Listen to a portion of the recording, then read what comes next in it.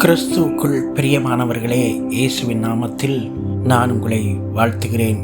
சங்கீத புஸ்தகம் 34வது சங்கீதம் 7வது வசனத்தை நீங்கள் வாசித்து பார்ப்பீர்களானால், கர்த்தருடைய தூதன் அவருக்கு பயந்தவர்களை சூழ பாளையம் இறங்கி அவர்களை விடுவிக்கிறார் என்று சொல்லப்படுகின்ற வார்த்தைகளை இன்றைய நாட்களில் பார்க்கின்றோம்.